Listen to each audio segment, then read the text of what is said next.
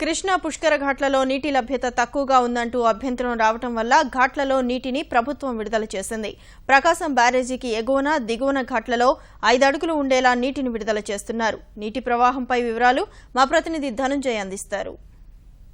ఘాట్లలో సరిపడినంత నీరు లేదంటూ భక్తుల నుంచి అభ్యంతరాలు వ్యక్తం కావడంతో ప్రభుత్వం ఈ పుష్కర ఘాట్లలో నీటిని విడుదల చేసేందుకు ప్రయత్నాలు చేసింది. మొత్తం పులిచెంతల నుంచి దాదాపు 10,000 క్యూసెక్కుల నీరు దిగువకు వదులుతున్నారు. అలాగే పట్టిసీమ ప్రాజెక్టు నుంచి కూడా గోదావరి నీరు కూడా విస్తృతంగా వచ్చి చేరుతుంది. దాదాపుగా 5,000 క్యూసెక్కులకు పైగా నీరు వచ్చి చేరుతుంది. దీంతో పవిత్ర సంగమం వద్ద స్పష్టంగా ఈ రెండు నదులకు సంబంధించినటువంటి నీటి జాడలు స్పష్టంగా తెలుస్తున్నాయి. ప్రస్తుతం మనం ఎడమ వైపు చూసినట్టయితే కనుక పులిచింతల శ్రీశైలం నుంచి వరద నీరు వస్తున్నటువంటి 10,000 క్యూసెక్కులు కూడా పులిచింతల నుంచి నేరుగా వదులుతుండటంతో దాదాపుగా స్పష్టంగా నీరు వస్తున్నటువంటి దాఖలాలు మనకు కనిపిస్తున్నాయి. అలాగే ఇటు కుడివైపు చూసుకుంటే కనుక పట్టిసీమ బుడమేరు డైవర్షన్ కెనాల్ ద్వారా వస్తున్నటువంటి నీరు 5,000 క్యూసెక్కులకు పైగా నీరు ప్రకాశం బ్యారేజీకి ఎగువన వచ్చి కలుస్తుంది. దీంతో పవిత్ర సంగమం వద్ద కూడా నీటి మట్టం బాగా పెరిగింది. నిన్నటి వరకు కూడా కేవలం 4 అడుగుల లోతు వరకు మాత్రమే నీరు ఈ పుష్కర్ ఘాట్లలో అందుబాటులో ఉంది. పవిత్ర సంగమం వద్ద